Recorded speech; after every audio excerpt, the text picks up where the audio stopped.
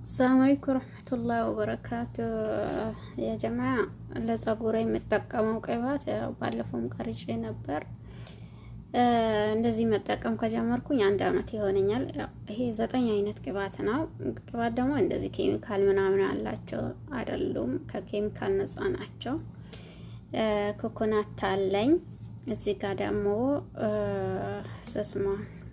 ለውዝ አለኝ፣ ስምስም አለኝ። ሌላ ደግሞ እንትን ይሄ እንትን ነው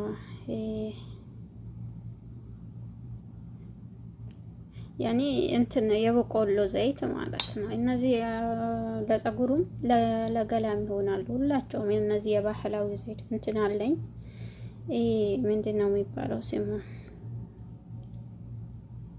ዘይት الكروة ሰባር አለኝ።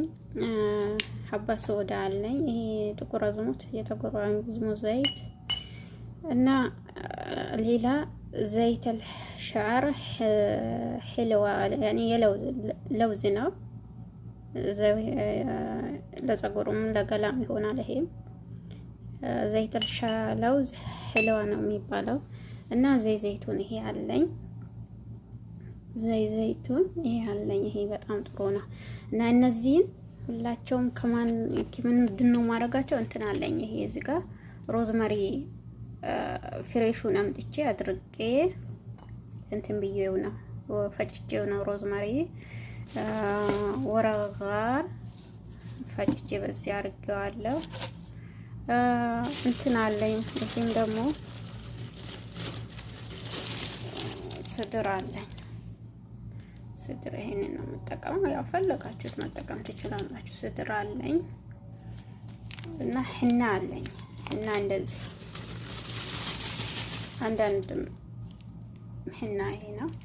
እኔ ሁሉንም እነዚህ ዘይቶች መጀመሪያ እዚህ ላይ ያሰበስባቸዋለሁ። በዚህ አርገዋለሁ አንድ ላይ አርጌ ከዛ በኋላ 1 ሚላጊያ ህና፣ 1 ሚላጊያ ስድር፣ 1 ሚላጊያ ሮዝመሪ፣ 1 ሚላጊያ ምስማር ማለኝ አላሳየኋችሁ። ምስማር ፈጭሁታለኝ። ምስማር 1 ሚላጊያ፣ ወረጋጋር 1 ሚላጊያ አርጌ በዚህ ነው እንደዚህ በእንደዚህ አይነት በእልባ ያኔ በግዛዝ መሆን አለበት። ፕላስቲክ ያው ጥሩ አይመጣም።